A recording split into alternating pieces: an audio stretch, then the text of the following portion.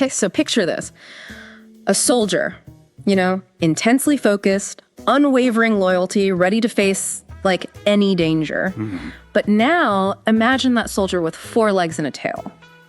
That's the world we are diving into today, the world of military working dogs. It's a world that's truly fascinating. These dogs, they're so much more than just, brave companions. Right. They're highly trained specialists, I guess you could call them, integrated into, our military operations in ways that I think most people wouldn't even imagine. Yeah, and today we've got a bunch of great articles from the Department of Defense website to help us dive deep into this world, and even a fun quiz later on, I think. Oh, nice.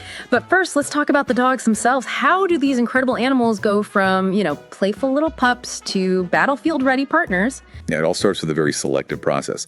The DoD, they primarily use Belgian Malinois, and that's because of their intelligence, drive, and trainability. And these aren't just, desirable traits. They're absolute necessities for the kind of work these dogs do. Okay, so why are those specific qualities, the intelligence, the drive, the trainability, why are those so important? What makes them so essential for these military dogs? Well, you have to think about the situations these dogs are facing, right? They need to be able to learn complex commands, work independently in like really high stress environments, react to situations that are rapidly changing, often involving, life or death decisions. So it's pretty intense. Yeah, that's a lot to ask of any soldier, human or canine. Exactly. And here's where it gets, I think, really interesting. Only about 13% of military working dogs actually come from the DoD's breeding program. Oh, wow. The rest are recruited. So, they're scouting. Someone's job is to go out and scout for potential canine soldiers.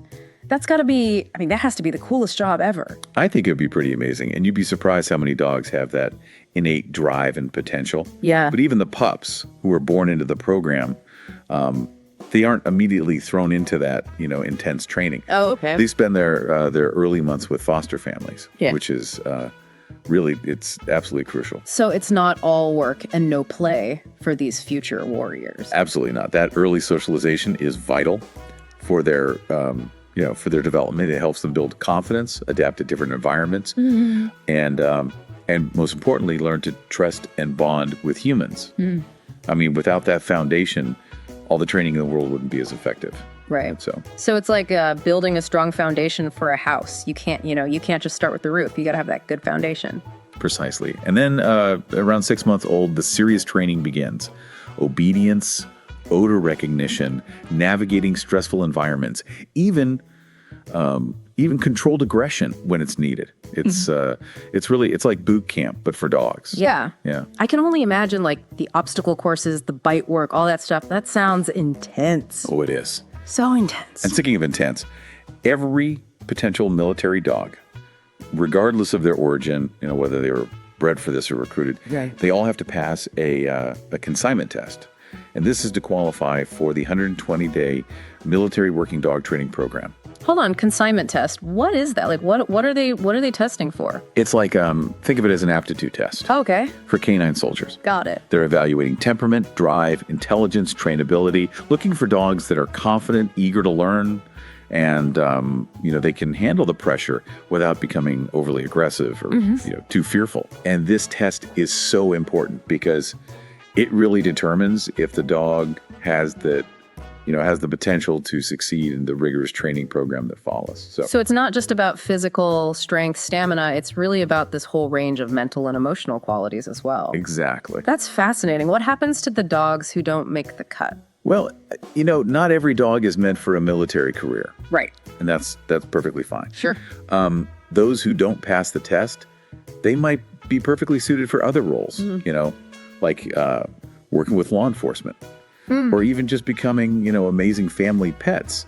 It's all about, finding the right fit for their individual skills and personalities. I bet there are some heartwarming stories of dogs who didn't quite make it as soldiers, but, found their calling in other areas of life. Oh, sure. So for those that do pass this consignment test, what does that 120-day training program entail? Well, that's where they really get put through their paces. The program, it's been running since the 1950s at Joint Base San Antonio. And it's all about building on those natural abilities and, shaping them into highly skilled working partners. They learn advanced obedience, odor detection for explosives or drugs, controlled aggression for patrol and apprehension, even how to work safely around aircraft and other military equipment. So it's a very comprehensive and demanding program that really prepares them for the diverse roles they'll face, in their military careers. Wow. So they're like canine special forces by the end of those 120 days. Pretty much, yeah. And most of them graduate as what's called dual-purpose dogs, meaning they specialize in patrol work and either explosives or drug detection. So they're truly multi-talented. So they aced their tests, graduated top of their class. Now, where do they go from there? What happens next? Well, then they're assigned to one of the branches of the military, right? Army, Navy, Air Force, Marines, you name it. And these dogs, they're deployed wherever American troops go. So we're talking about a global presence here. We're talking all over the world. Everywhere, yeah. So let's talk about those diverse roles. We read about Benny. He's stationed at the Air Force's 673rd Security Forces Squadron. And, constantly training, patrolling, keeping that base safe. It's like being a four-legged security guard. Yeah, that's a great way to put it. And then there's Sonia, the Coast Guard dog. Yeah. Who's learning to be hoisted into helicopters. Whoa. Can you imagine the trust and skill required for that? Yeah, it's amazing. But that just shows, how adaptable these dogs are. And don't forget about those, the canine operators of the Army Special Forces. Oh, right, yeah. They're basically mirroring the intensity and dedication of their Green Beret handlers, training for these like high stakes missions alongside some of the most elite soldiers in the world. Yeah, and it's not just about their physical abilities either. There's a really profound emotional aspect to their service as well. Right. I mean, you can't talk about military working dogs without acknowledging the incredible bond they share with their handlers and fellow soldiers. Yeah, that bond is incredible. These dogs, they provide crucial emotional support.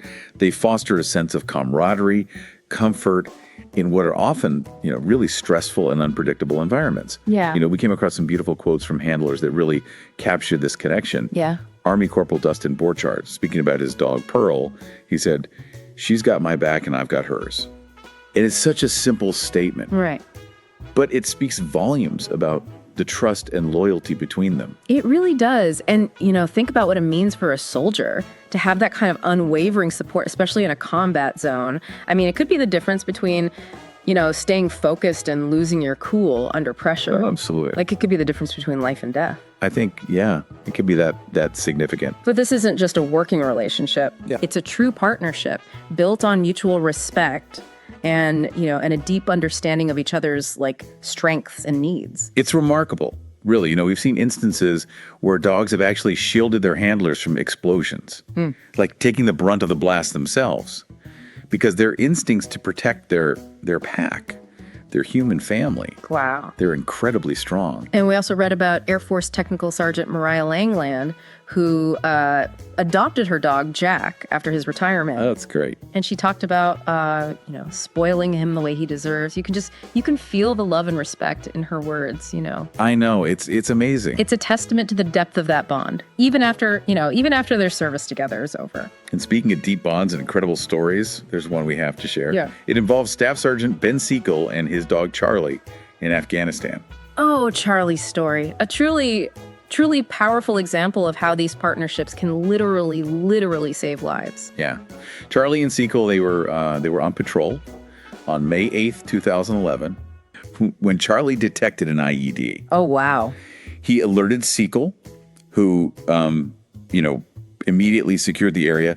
But as they were investigating, a second IED detonated. And that's when Charlie, he shielded Segal with his own body. Took the brunt of the blast, really. Just incredible. I get chills just thinking about it. I mean, that's true heroism right there. Oh. Putting the safety of his handler above his own. It really is. Yeah. Charlie was injured, but thankfully he survived. And Segal credits him with saving his life that day. It's a story that I think, really underscores just the depth of the bond between these dogs and their handlers. It's not just about, commands and training. Yeah. It's mutual trust. It's almost like an unspoken language. Right. Almost like they can sense each other's thoughts and feelings. Exactly. And, it's a bond that isn't built overnight, right? It developed through those shared experiences, the highs and lows, the challenges they overcome together. It's forged in the intensity of training and solidified in those high pressure situations. It's pretty amazing. As we, delve deeper into these stories, it strikes me that, their service is so closely mirrored to that of their human counterparts.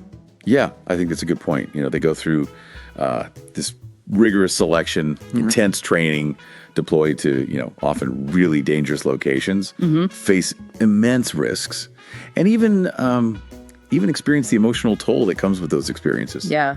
And just like their human companions, when their service is over, they deserve, peaceful and fulfilling retirement. Oh, absolutely. They've earned it. And thankfully, there are programs in place to make sure that happens. Okay, good. Whether it's transitioning to maybe a less demanding role, or finding a loving home with their handler, or receiving specialized care for any lasting, scars, physical or emotional. These dogs they're looked after. That's good to hear. That's really reassuring to know that, their well-being is prioritized, even after they've, so to speak, hung up their tactical vests. Exactly. It's the least we can do Yeah. for these incredible animals. While we're focusing on the modern military working dog, it's fascinating to sort of look back and see how their role has evolved, over time. Yeah, we touched on some of the historical examples earlier, like Sally and Stubby. Yeah. But how did those early experiences, sort of pave the way for the more formal programs that we see today? Well, for centuries, dogs have been, alongside troops in various capacities. Right. But it was during World War I that their potential, as an organized military asset really became clear. World War I was such a turning point in so many ways. Yeah. New technologies, trench warfare, the sheer scale of it all, it was huge. And it forced militaries to, think differently, to adapt. Exactly. And dogs, with their unique abilities, proved to be invaluable. The U.S. didn't actually have an official military working dog program during World War I, but, our troops saw firsthand how European forces were using dogs, for sentry duty, messenger running, even locating wounded soldiers. Yeah. I was reading about the Mercy dogs. They were trained to find, injured soldiers in no man's land. And they even carried medical supplies, like in saddlebags. Talk about dedication. Yeah, it's amazing. And those experiences, coupled with stories of individual dogs, like Stubby, really set the stage for the formalization of military working dog programs in the U.S. during World War II. So it's like these early pioneers, both the dogs and their handlers, they laid the groundwork for the sophisticated training and deployment strategies that we see today. Absolutely. And their legacy continues to shape how we view the role of, dogs in the military. Yeah. But their impact goes far beyond the battlefield, I think. That's an important point. It's not just about, the direct military applications. Right. The skills and training methods, developed for military working dogs, they've had a ripple effect, influencing everything from law enforcement canine units to, search and rescue operations. And even, the advancements in veterinary care, driven in part by the need to treat these dogs for a wide range of, injuries and conditions. That's benefited animals far beyond the military, I think. It has, yeah. It's a testament to how these partnerships have, driven innovation in sometimes in unexpected ways. Yeah. It's amazing how something that, started out of necessity, born from the chaos of war, has had such a far-reaching and positive impact. It's true. And it's a reminder that, even in the darkest of times, the bond between humans and animals, it can really shine through. Yeah. And lead to incredible advancements. And it's not just about the tangible benefits. There's also a deeper, more profound impact these dogs have on, the individuals they work with and the communities they serve. You're talking about the emotional impact, lessons they teach us. Exactly.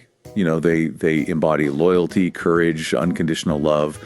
They remind us that even when faced with, danger and adversity, there's always room for compassion and connection. Yeah. They truly exemplify the meaning of service, putting the needs of others before their own, facing challenges head on with this unwavering bravery. And by doing so, they inspire us, I think, to be better versions of ourselves. But before we get too philosophical here, right? Let's shift gears for a moment and talk about something a little more lighthearted. Remember that quiz we mentioned? Well, yes, the Four-Legged Troops quiz from the DoD website. That's the one. A fun way to, test our knowledge and see what we've learned about these amazing animals. Are you ready to put your canine expertise to the test? I'm ready. Let's do it. All right, let's dive into this quiz and see what we've retained about these four-legged heroes. First question, what is the primary breed used for military working dogs? Oh, that's easy. It's the Belgian Malinois, known for their intelligence, agility, and trainability. Spot on. Okay, next question. What is the name of the premier veterinary hospital for military working dogs? That would be the Lieutenant Colonel Daniel E. Holland Military Working Dog Hospital in San Antonio. They really go above and beyond in terms of care for these canine veterans. Yeah, I bet. You're on a roll. Last question. Besides their combat roles, what other important jobs do dogs perform in the military? Oh, there are quite a few. They serve as service dogs for individuals with disabilities. They provide comfort as therapy dogs in clinical settings.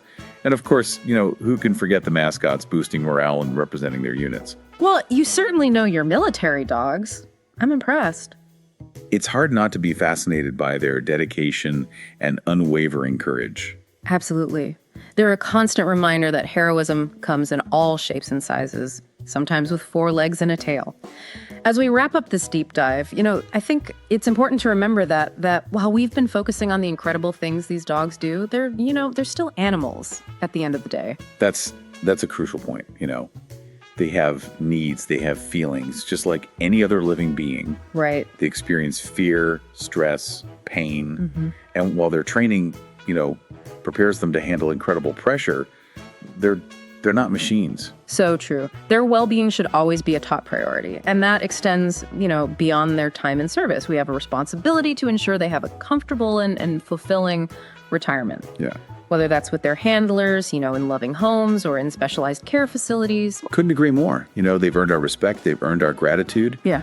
And our commitment to their continued care. Absolutely. Their service is a gift, and it's our duty to honor that gift by ensuring their well-being for the rest of their lives. And it goes beyond just the physical care, right? You're exactly right. We have to remember the emotional needs as well. I mean, These dogs have experienced things most of us can't even imagine. Right. They might carry unseen scars, anxieties, triggers. Yeah, that's why it's so important to approach them with patience, understanding, and sensitivity. Yeah. Just like any veteran, they need time and space to adjust, to heal, and to find their place in a world that might feel, very different from the one they knew in service. It's about creating a safe and supportive environment where they could just be dogs again.